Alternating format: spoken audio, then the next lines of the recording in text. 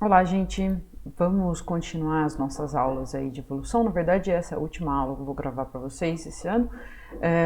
A gente vai falar de especiação e evolução humana.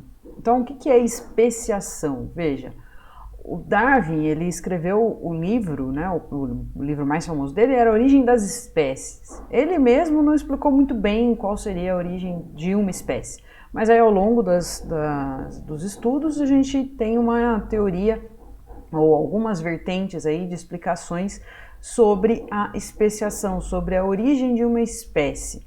Mas antes da gente falar sobre a origem, né, de como uma espécie pode surgir, a gente tem que definir o conceito biológico de espécie. Esse conceito biológico, ele não é o único, ele é um dos mais usados, e a gente fala o seguinte, que espécie é um grupo cujos indivíduos são capazes de se cruzar. Então tem que ter cruzamento, tem que ter reprodução. E produzir descendentes férteis. Então não adianta ter reprodução, ter o ato sexual e não produzir descendente fértil. Como, por exemplo, a gente vai ver no caso do burro, né, que ele não é fértil. Em condições naturais, então tem que estar em condições naturais. Não pode ser, ou a gente não pode considerar essa reprodução ou a espécie se a gente estiver em um ambiente artificial, tem que ser em condições naturais. Estando reprodutivamente isolados de indivíduos de outras espécies. Então são indivíduos que se reproduzem, produzem descendentes férteis e não conseguem se reproduzir com outras espécies, basicamente isso. E aí eles vão formar uma unidade reprodutiva, ecológica, genética e evolutiva. Então quando a gente olha, por exemplo, os cachorros, apesar de a gente ter diferentes tipos de raças, eles são todos da mesma espécie, porque potencialmente todos eles são cruzáveis e eles vão produzir um descendente fértil. Esse conceito de espécie, ele é utilizado para por muitos grupos, mas, por exemplo, para bactérias, vírus e alguns híbridos, esse conceito não é aplicável. Mas a gente não vai entrar nesse detalhamento, porque isso é um desdobramento que não é visto no ensino médio. Se algum de vocês for para a biologia, provavelmente vai entrar nessa discussão. Mas para a gente aqui no ensino médio, essa definição é bastante completa. E aí, então, eu queria falar um pouquinho sobre o conceito de subespécie ou raça. Veja, do ponto de vista biológico, a gente chama de raça, então, as raças de animais ou as raças de outras aves, né? Ou então as variedades vegetais.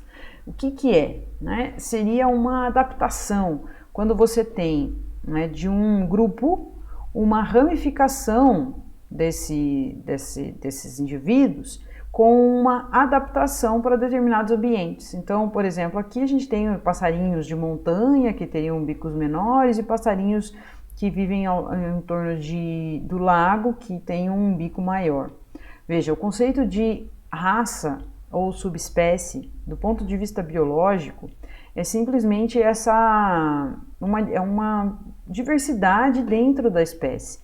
É uma adaptação, uma adequação a um determinado ambiente. Quando a gente fala raça, normalmente a gente, né, enquanto pensa em seres humanos, a gente não pensa simplesmente em variação ou diversidade. A gente tem toda uma questão social e histórica ligada à raça. O que eu quero dizer aqui é que quando a gente se atém simplesmente ao conceito biológico, sem o uso disso, social, discriminatório, a gente consegue enxergar as diferenças que a gente tem olhando para a adaptação ao meio. Então, quando a gente fala, por exemplo, em raças humanas, né, ou a raça negra e a raça branca, a gente tem outras, né, eu poderia falar de outras, mas falando basicamente desses dois grupos. Por que a gente tem pessoas de pele escura no mundo? Quando você olha a distribuição, né, ancestral aí, a gente tem uma grande quantidade de pessoas de pele escura na África, na Índia, você vai pegar na Austrália, os índios americanos, todo mundo ali com pele escura. Esta região do globo tem uma incidência muito grande de raios solares. ter uma pele escura é vantajoso para proteger. Assim como cabelos encaracolados, crespos, que crescem mais para cima, vão dissipar o calor dessas, né, que tem nessa região. Ou então, no caso dos índios, uma pele quase sem pelos, né, para também ter uma transpiração muito mais eficiente. Quando a gente olha a população, né, de regiões mais nórdicas, a gente tem uma população de pele branca e de cabelo liso, e às vezes com muito mais pelos. Para que isso? Porque pele branca numa região em que tem pouco sol é vantajosa, porque tem que absorver mais sol, porque tem quase nada de incidência de raios solares, e aí tem que absorver mais o sol para conseguir produzir vitamina D e ter a absorção de cálcio melhor. E aí o pelo uma quantidade de pelos maior também para uma regulação térmica. Então, eu sei que a raça foi cunhada como um termo biológico, né? Como um termo biológico, e foi usado de uma forma, e ainda é usado de uma forma discriminatória. Mas quando a gente olha para as explicações biológicas, a gente simplesmente enxerga que essas variações que existem e essa diversidade linda que existe é por uma questão de adaptação. E que hoje em dia, como a gente já tem um modo de vida completamente diferente, já não faz tanto sentido, né? No entanto, elas são explicadas por essas adaptações ao meio, beleza? Então, voltando aí à definição de especiação e como é que uma espécie surge. A especiação, ela é um processo em que uma espécie dá origem a nova espécie. Ela pode ter algumas causas. A primeira causa que a gente vai ver aqui é o isolamento geográfico.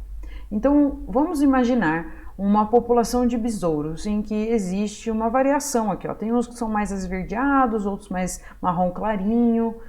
Essa população, então, tem uma troca aqui. Imagina que ela é uma espécie, tem troca de informação genética, porque todo mundo reproduz com todo mundo e todo mundo produz descendentes férteis. Mas vamos imaginar que, de repente, essa população ela foi separada em dois grupos por um rio. Surgiu um rio, né, ao longo dos anos aí surgiu um rio e separou essa população. E essa população de besouros, ela foi submetida a ambientes diferentes.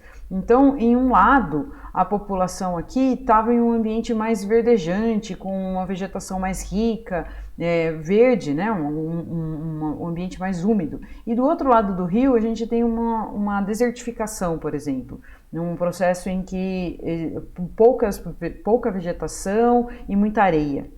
Para esse lado do rio, a população que tem uma variação mais verde aqui vai ter uma vantagem.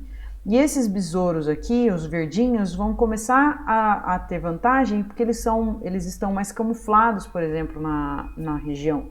E eles vão começar a se reproduzir mais. E a informação genética de besouro marrom começa a diminuir.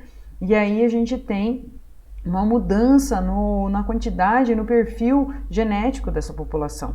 Da mesma forma, do outro lado do rio, se a gente tem uma região mais desértica e uma tonalidade mais amarronzada, quem vai ter vantagem? A população com uma coloração mais marrom. E aí isso pode acontecer por muitos e muitos anos, até um certo ponto em que, mesmo que eu coloque essas duas populações juntas, elas já acumularam tantas diferenças de reprodução, de comportamento reprodutivo, que elas já não se reproduzem mais quando a gente une. Então vamos imaginar, essa população que estava aqui numa região mais verde e que tinha uma disponibilidade de alimento maior, ela pode se reproduzir em qualquer época do ano, por exemplo, porque tem disponibilidade de alimento sempre. Enquanto a população do outro lado do rio, mais marrom, só vai se reproduzir em um determinado momento, porque é onde, quando chove, por exemplo, e aí você tem uma maior disponibilidade de alimentos. Então ela tem um comportamento reprodutivo diferente. Então quando coloca esses indivíduos mais próximos, a gente não tem reprodução, porque eles já acumularam muitas diferenças. Então, as etapas para a formação dessas duas espécies seriam, primeiro, o isolamento geográfico. O segundo, o acúmulo de diferenças nas populações. Acumulam-se tantas diferenças que vai causar um isolamento reprodutivo. Mesmo que eu retorne essas duas populações no mesmo lugar, elas não se reproduzem, porque elas já são muito diferentes. Beleza? Uma outra causa seria simplesmente pela redução do fluxo gênico. Então, por conta de uma diferença, né, de reprodução, e aí não necessariamente por isolamento geográfico, você tem às vezes uma preferência reprodutiva em determinados locais. E aí, ao longo de muitas gerações, você vai ter espécies, né, com uma característica genética diferente, porque você tem um fluxo gênico, né? Então essa população se reproduz com esses indivíduos, enquanto essa população se reproduz apenas com esses indivíduos. Pode ser uma questão comportamental, por exemplo, uma questão não, né, ligada à geografia, mas de preferência, que faz com que acumule diferenças a ponto de você ter duas espécies diferentes, né? E aí então a gente chama essa especiação, quando tem isolamento geográfico, a gente chama de uma especiação alopátrica. Então é quando tem o isolamento geográfico, né? Então, por exemplo, aqui foi uma fenda geológica, uma separação geológica em que você separa dois grupos e, por conta das características de cada ambiente, determinadas características genéticas são favorecidas nos ambientes distintos. E aí, então, ao longo dos anos, a gente vai ter duas espécies diferentes, uma separação geográfica, uma especiação alopátrica. Mas existe também uma separação reprodutiva, né? Uma especiação sem o isolamento geográfico, e a gente chama de uma especiação simpátrica. Isso pode acontecer, por exemplo, com a disponibilidade de alimento. Então, os passarinhos têm disponibilidade de alimento diferente numa determinada região. Uns preferem determinados alimentos por conta das características genéticas de bico fino, por exemplo, e outros de um biquinho diferente vai ter uma outra preferência. E aí você tem uma separação aí de espécies. Ou ainda, quando a gente tem plantas, a poliploidia ou hibridização, quando você tem o surgimento de uma espécie diferente porque ocorreu uma duplicação de todos os cromossomos, ou então juntou dois gametas com cromossomos a mais e você surgiu um híbrido que não é estéril, que é um híbrido que vai dar uma nova espécie. Isso também acontece, né? Então é uma explicação de uma especiação sem isolamento geográfico, aí a gente tem uma especiação simpátrica, beleza? E aí o que é o isolamento reprodutivo que vai ter nos dois casos? Então, tendo isolamento reprodutivo, a gente tem espécies diferentes. Então, são barreiras que impedem o fluxo gênico. São atributos biológicos que permitem a duas ou mais espécies conviver na mesma região sem que ocorra o acasalamento entre elas. Então, pode ter um mecanismo pré-zigótico, então antes do zigoto, por exemplo, isolamento de habitat. Então, leões e tigres, por exemplo, são em locais diferentes, em habitats diferentes, eles não se reproduzem porque eles estão em locais diferentes. Pode ter um isolamento sazonal ou estacional, como aquele exemplo que eu dei dos besouros. Ou então de flores, tem flor que abre num momento do ano e outra flor que abre num outro momento, então não tem como ter reprodução. Tem um isolamento de comportamento, né, comportamental, então animais que têm comportamento de corte que vão ser distintos, então a fêmea não vai se reproduzir com o macho porque a corte é diferente. Um isolamento mecânico, tamanho, a fêmea é muito pequena, o macho é muito grande, então você tem um isolamento que não tem como ter reprodução. Ou isolamentos pós-zigóticos, em que pode acontecer a reprodução, o ato sexual, no entanto, o embrião morre, ocorre uma inviabilidade do embrião. ou uma esterilidade ou fraqueza na segunda geração. Então tem a reprodução, mas o indivíduo não consegue sobreviver. Ou então a inviabilidade do híbrido, como a gente tem no caso do surgimento de burro ou mula. A égua e o jumento são duas espécies que conseguem se reproduzir, então, que conseguem ter o ato sexual, no entanto, quando nasce o bebê, né, desse cruzamento, é um indivíduo estéril, ele não é a mula ou o burro, ele não pode se reproduzir, porque ele é estéril. Então aí existe um isolamento reprodutivo. Perceba que todas essas características não se encaixam em nenhum momento quando a gente fala da espécie humana. A gente tem a diversidade enorme de seres humanos que a gente tem, mas todos eles potencialmente são cruzáveis, intercruzáveis, e garantindo a produção de um descendente fértil. Então aí a gente não tem espécies diferentes, todo mundo aí é da mesma espécie, somos apenas diferentes, temos diferenças biológicas, mas não reprodutivas, beleza? E aí então, imagine o seguinte, que esse isolamento e essas diferenças que foram apresentadas aqui, né, minimamente, elas ocorrem por separações geográficas, ou separações de comportamento, ou separações em função do tempo, né, do tempo climático, ao longo dos milhares e milhões de anos que a gente tem no planeta Terra. E aí é possível explicar a quantidade de animais, de plantas, de seres ao longo de todos os anos das eras geológicas. E aí então a gente tem aqui uma representação para tentar ilustrar a ideia de que todos os seres que surgiram foram por conta dessa especiação ao longo dos milhares de anos. Então você imagina a quantidade de diversidade de ambientes que foi desde a Pangeia até a distribuição dos continentes atuais. Olha a separação geológica que a gente teve, separação geográfica, a diversidade de climas, de tempos. Então isso explicaria a diversidade de seres vivos que a gente tem ao longo dos milhares de anos que existe vida no nosso planeta. Beleza? E uma das espécies mais importantes para a gente é justamente a nossa espécie. Então a gente vai falar um pouco sobre a evolução humana. No livro de vocês tem um capítulo exclusivo falando de evolução humana e a gente vai resumir um pouquinho aqui. Veja, quando a gente fala de evolução humana, a gente tem que falar de evolução dos primatas. Então você imagina todos os seres vivos, a gente está lá dentro dos mamíferos, e dentro dos mamíferos a gente tem os primatas. Os primatas a gente normalmente chama de macaco, mas não são só macacos, a gente tem todos esses seres aqui que têm um ancestral em comum.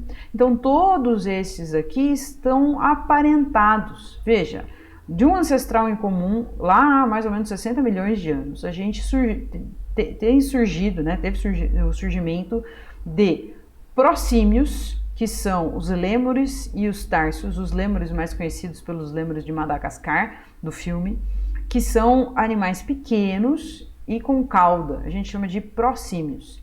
E a gente tem os antropóides, que são todos esses daqui, que são os macacos, que são os primatas com cauda.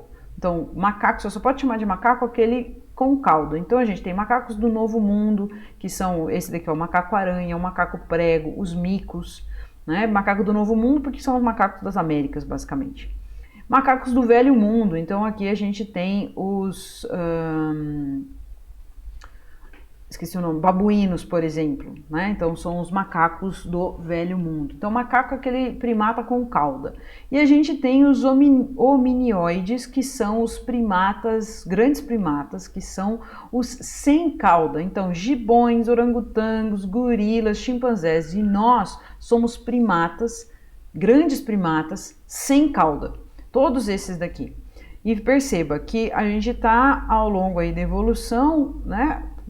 Surgiram todos esses indivíduos, e os indivíduos mais aparentados aqui com a gente são os chimpanzés.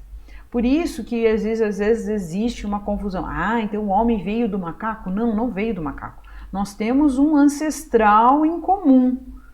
No entanto, nós não somos descendentes do macaco, a gente só é como se fosse primo deles. A gente tem um ancestral em comum, mas nós não descendemos dos macacos, beleza? A linhagem, né, humana, né, surgiu aí a partir de mais ou menos 4 milhões de anos com os australopitecos. Esses são os mais parecidos aí com os seres humanos. Não são homo sapiens, mas são espécies parecidas. E perceba que a gente tem aí ao longo dos milhares de anos, a gente tem espécies que coincidem, que conviveram junto, por exemplo, o Homo heidelbergensis, o Homo neandertal e o Homo sapiens. Então, a gente tem ao longo dos milhares de anos aí o surgimento de vários ancestrais e há cerca de mais ou menos 200 mil anos é que surgiu a espécie Homo sapiens. E como que surgiu isso, né? Quais são os passos evolutivos que a gente consegue construir com os fósseis que a gente encontra? Perceba então aqui, ó, que há mais ou menos 7,5 milhões de anos a gente tem essa separação entre os chimpanzés e bonobos e essas espécies aqui, ó, que são outros primatas. Então começou com o andar bípede, uns caninos menores. Aí surgiram outras espécies com dentes molares e mandíbulas mais alargadas. A gente tem os australopitecos aqui com uma capacidade cerebral um pouco, né, maior, um crânio maior. Aí depois, ó, surgiram molares e mandíbulas grandes e bastante musculosos. Então uma musculatura para comer bastante desenvolvida. E a gente tem aqui outros australopitecos.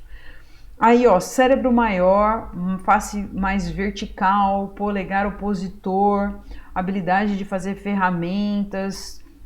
Aqui no Homo habilis, uma capacidade uma quantidade de cérebro também um pouco maior. Aí, ó, mandíbula, aí vem mandíbula menor, pernas compridas, modificação. A gente tem então o Homo erectus, com um andar mais ereto, por isso ele recebe esse nome. Aí, ó, utensílios mais sofisticados, e aí a gente tem o surgimento do Homo neandertal, ou de neandertalensis. E, por fim, o surgimento do Homo sapiens. Perceba que o que está acontecendo ao longo da história dos hominídeos aí? A gente tem um acúmulo de cérebro, então a gente tem um desenvolvimento cerebral maior. Por que isso? Porque a gente conseguiu desenvolver ferramentas, conseguiu controlar o fogo, conseguiu ter uma alimentação melhor, o que possibilitou o desenvolvimento cerebral maior, o que possibilita uma maior comunicação e o desenvolvimento de uma cultura, com o desenvolvimento de habilidades diferentes dos demais ancestrais aqui que a gente tem.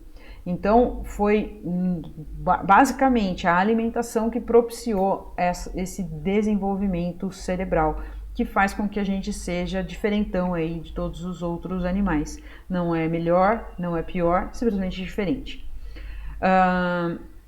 Quando que surgiu o Homo sapiens? Mais ou menos 200 mil anos, isso não é uma idade cravada, existem muitos estudos.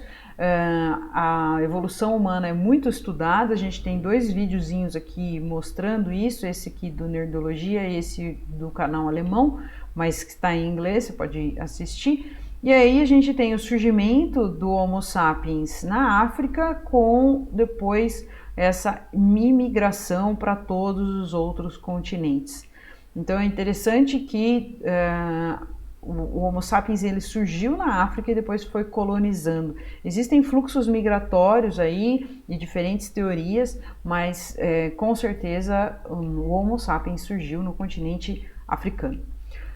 E aí, então, a gente tem a explicação, a partir dessa aula, por conta da especiação, do surgimento de todas as espécies que a gente tem no planeta e este ramo que a gente falou nessa última parte, que é o ramo dos hominídeos com o surgimento do Homo sapiens. Então, faça um resumo da aula, faça a lista de exercícios que eu vou enviar, escreva com as suas dúvidas e a gente se encontra aí no nosso Google Meet para conversar sobre isso, tá bom? Até a próxima, até mais!